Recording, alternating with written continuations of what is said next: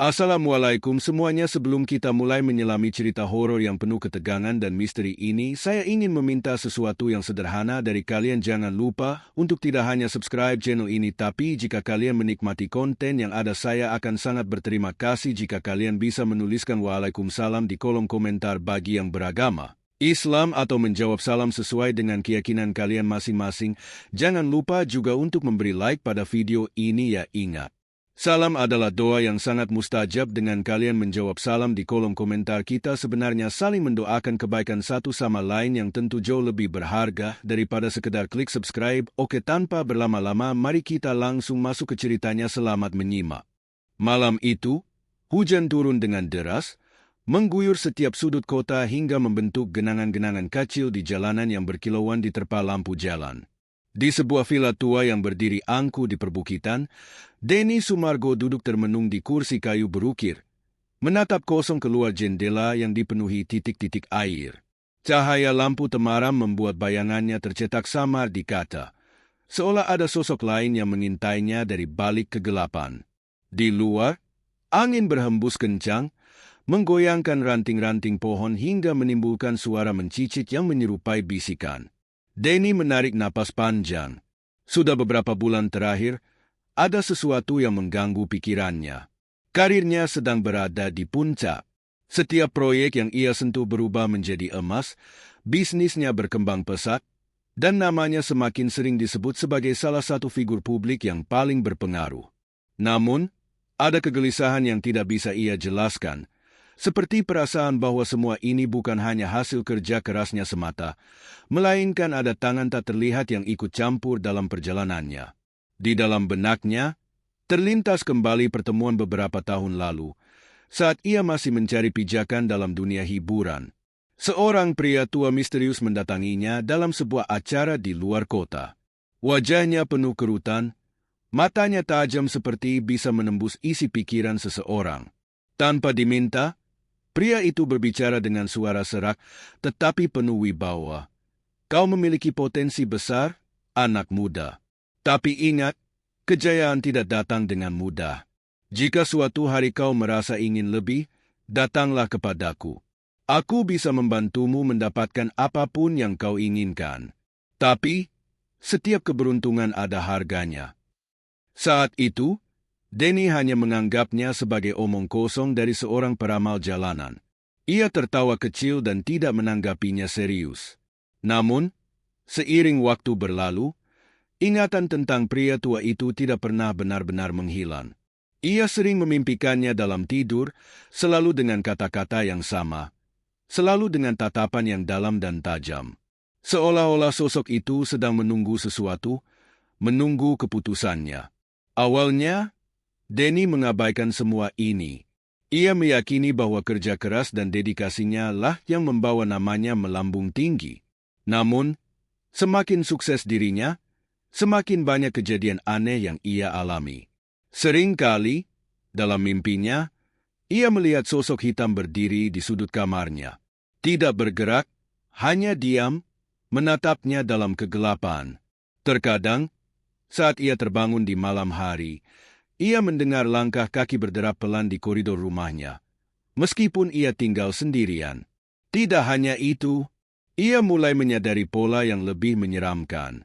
Setiap kali ia mendapatkan pencapaian besar, selalu ada sesuatu yang terjadi di sekitarnya.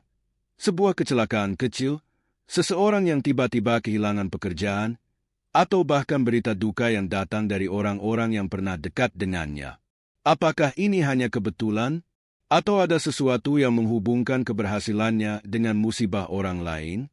Malam itu, hujan masih terus mengguyur atap villa, menciptakan irama monoton yang menghantui. Denny merasakan dadanya semakin sesak. Seolah-olah ada sesuatu yang ingin keluar, sesuatu yang telah lama terkubur di dalam dirinya. Ia berdiri, berjalan menuju jendela besar yang menghadap ke lembah di bawah bukit. Kilatan petir menerangi langit, memperlihatkan siluet pepohonan yang bergoyang liar di tiup angin. Dalam kilatan cahaya itu, ia melihat sesuatu. Di luar, di tengah hujan deras, sesosok bayangan berdiri di halaman villa. Tidak bergerak, tidak berlindung dari hujan. Hanya berdiri di sana, menatap lurus ke arahnya. Jantungnya berdetak lebih cepat. Ia menyipitkan mata, mencoba memastikan apa yang dilihatnya hanyalah imajinasinya. Namun, saat kilat kembali menyambar, sosok itu masih ada dan kini lebih dekat dari sebelumnya. Tubuh Denny menegang. Tenggorokannya terasa kering. Apakah ini hanya ilusi? Atau apakah pria tua itu benar-benar kembali untuk menagih sesuatu yang telah dijanjikan sejak lama? Denny duduk di kursi kemudi mobilnya, menatap lurus ke jalan setapak yang membelah hutan gelap di hadapannya. Udara malam terasa lebih dingin dari biasanya, menusuk hingga ke tulang, membuat bulu kuduknya meremang. Entah bagaimana, langkahnya terasa begitu ringan saat meninggalkan villa, seolah ada kekuatan tak terlihat yang memandu setiap gerakannya. Ia bahkan tidak sepenuhnya sadar kapan ia memutuskan untuk berangkat. Yang ia tahu, sejak melihat sosok misterius di halaman rumahnya, pikirannya seperti dikendalikan oleh sesuatu yang lebih besar dari dirinya sendiri. Di tangannya, ada selembar kertas lusuh berwarna kecoklatan dengan tulisan tangan yang tidak terlalu jelas terbaca.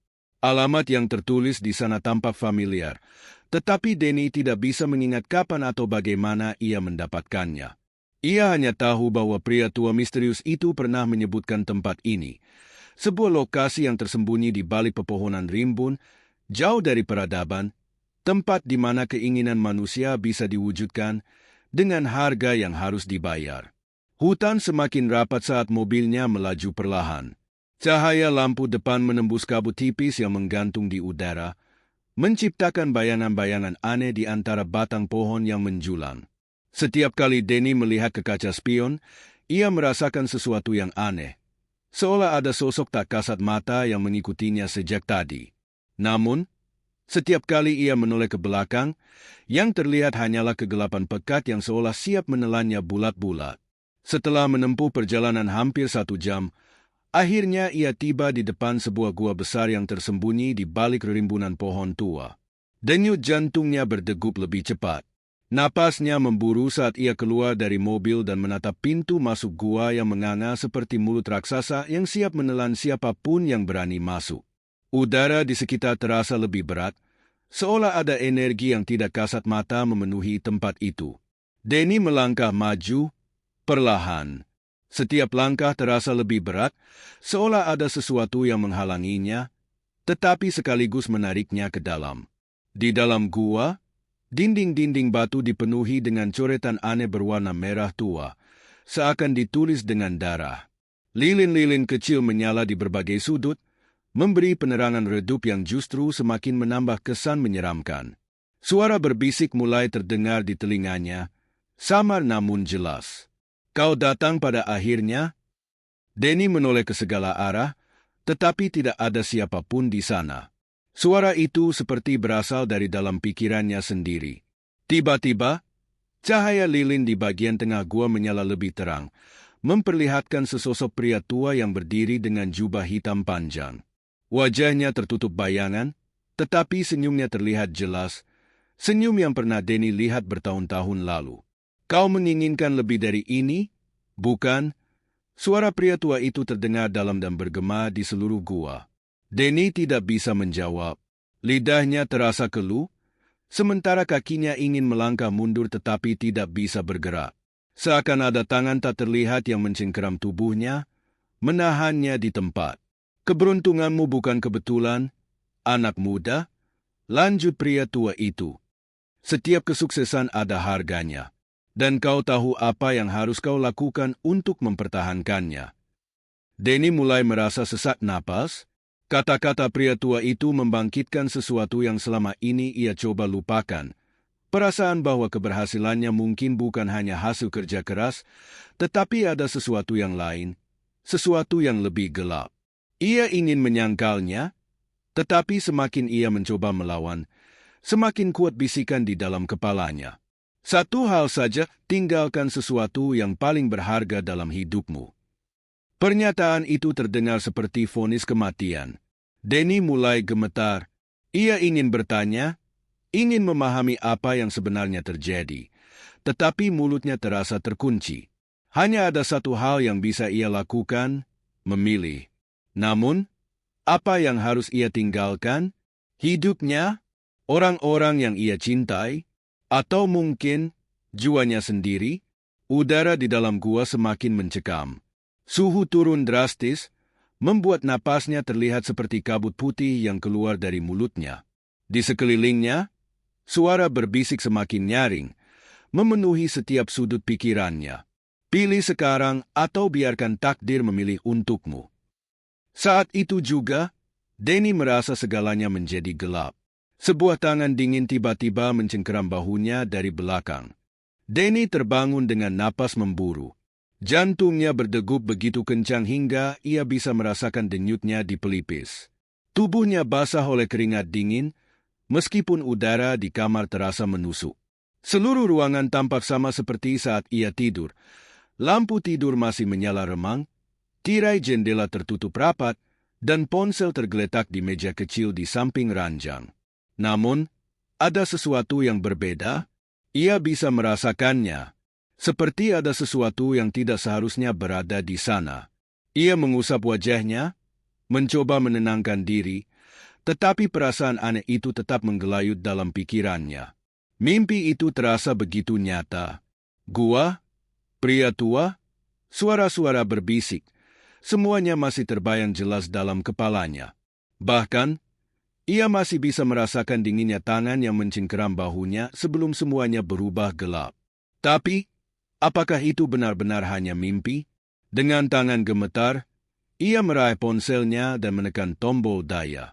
Layarnya menyala, tetapi sesuatu membuatnya bergidik. Tanggal di ponselnya tidak sesuai. Seharusnya ini masih hari yang sama, tetapi entah bagaimana, ponsel menunjukkan bahwa sudah 2 hari berlalu. Danny tertegun. Ia mencoba mengingat apa yang terjadi sebelum ia tidur, tetapi kepalanya terasa kosong, seolah ada bagian dari ingatannya yang menghilang. Tiba-tiba, suara ketukan terdengar dari pintu kamar. Pelan, tetapi berulang, seperti seseorang yang tidak sabar menunggu jawaban. Danny menoleh, jantungnya kembali berdetak lebih cepat. Siapa yang mengetuk di tengah malam begini? Ia berusaha mengabaikannya, menganggapnya hanya ilusi akibat rasa lelah. Tetapi ketukan itu semakin keras, semakin mendesak. Lalu, sesuatu yang lebih aneh terjadi. Pintu kamar mulai bergerak sendiri. Perlahan, engselnya berdecit pelan, membuka sedikit demi sedikit, hingga akhirnya menciptakan celah gelap yang menganga. Danny menahan napas. Cahaya lampu dari luar kamar seharusnya masuk ke dalam, tetapi anehnya, celah pintu itu justru dipenuhi kegelapan pekat. Tidak ada cahaya, tidak ada bayangan, hanya hitam. Ia ingin berteriak, tetapi suaranya tercekat di tenggorokan. Ingin bergerak, tetapi tubuhnya terasa membatu. Lalu, dari dalam kegelapan itu, sebuah suara terdengar. Sudah dimulai? Danny merasakan bulu kuduknya berdiri. Suara itu bukan berasal dari luar pintu. Suara itu berasal dari dalam kepalanya, seperti bisikan halus yang menggelitik gendang telinganya dari dalam.